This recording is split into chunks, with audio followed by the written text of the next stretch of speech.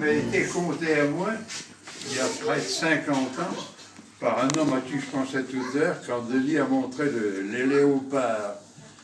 Si vous parle d'un homme qui a été surnommé le léopard, Ah oui. André Gosse, parce qu'il était chef de réseau de la résistance. C'était notre marchand de bestiaux, là ce qu'il m'a raconté. Il m'a dit, les marchands de bestiaux sont quasiment toujours de la bouteille puis de la femme. Le grand-Pierre, lui, non, la bouteille, non, ça. Mais alors, Cousquet du jupon, coureux, tellement coureux que à force d'user et d'abuser de la chose, ben, la mécanique, elle était usée.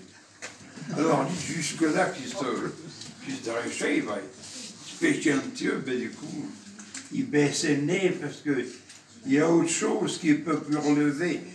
Il ne faut pas vous faire de destin, vous voyez bien ce que je veux dire. Alors, un joueur, moi, qui rencontre Fernand, un camarade de jeunesse, s'était perdu de vue quand Fernand est parti faire des études de médecine, et puis après s'est installé un pays assez loin du pays à Pierre. Alors donc, Pierre tout content, « Tiens, Fernand !» Fernand est là, il ne le reconnaît pas. Puis Pierre, voyant que Fernand ne le reconnaît pas, il dit « Mais c'est Veillon !» Ah, qui de coup il l'a reconnu à la voix. Il n'a pas dit que tu avais reconnu, tu as pris un coup de vieux, par exemple. Il dit, excuse, même, je ne m'attendais pas du tout à te rencontrer. Et puis en plus, je pense à autre chose. Alors, Pouilleferret, qui se rappelle bien de lui, et il dit alors, toujours aussi coureux, le jupon? Oh, puis dit Pierre, il dit non, ça, elle est finie. Comment elle est finie? Oui, elle est finie. Il dit, je veux mon temps. Au bien fait aveugle. Ah, qui dit, Fernand, fait aveugle avant la qui veille, mais ça doit te manquer quand même. Mais je ne peux pas rien te garantir. Mais j'ai un copain qui est chirurgien, il s'occupe de ces choses-là. Si ça se trouve, peut-être qu'on peut te faire une greffe. Semble... Ah non, non, mais je t'en parle pas, hein. Tu dis bien, mais je te garantis rien. Elle va donner son adresse, tu le contactes, puis tu dis que tu viens de ma part, pour pas qu'il t'arnaque, hein, parce qu'autrement... Bon, alors, Pierre, il prend l'adresse, le téléphone, on y donne rendez-vous, on y fait des examens. Bon, ben oui, on peut vous faire une greffe. Alors, combien vous voulez mettre? 2 millions, 3 millions, oui, c'était quoi les anciens francs, ouais. 2 millions, 3 millions, 5 millions. Ah bon, parce que vous avez plusieurs prix. Vous êtes marchand de bestiaux. Vous vendriez pas une belle vache mouillante pour le prix d'une bête herbagère. Il a peut-être dit ça parce que c'est, mais une bête herbagère est une bête à vaut moitié prix d'une mouillante, hein, d'une bête maigre. Ah donc il dit, Pierre, non, c'est évident. Enfin, bon ben dis-le, pareil, il faut savoir, il y a la marchandise ordinaire, puis il y a le haut de gamme.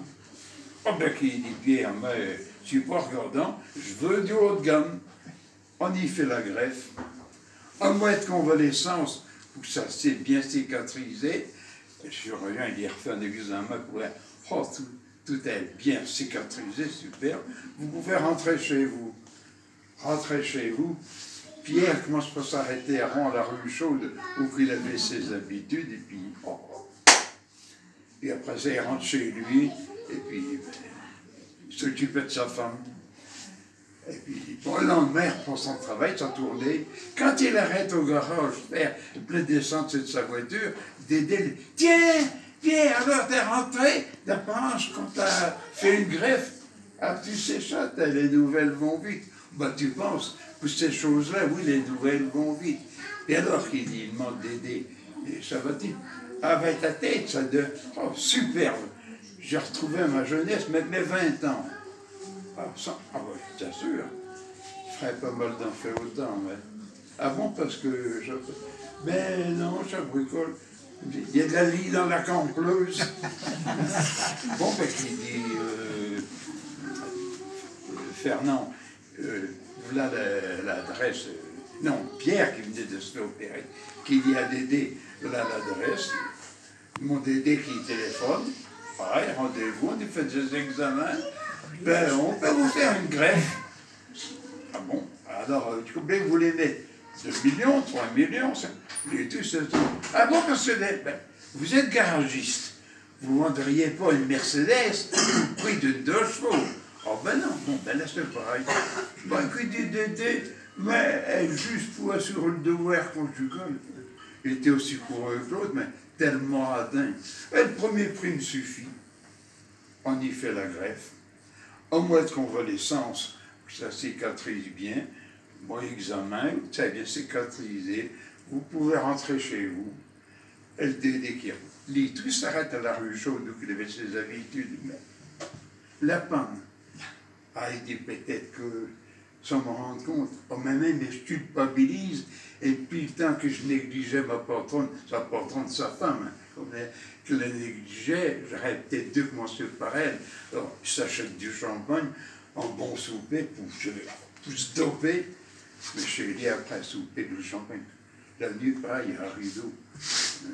Il a couille dehors, dès au lendemain, il dit quand Fernand va s'arrêter, pas Fernand, Pierre va s'arrêter pour faire le plein de sa voiture.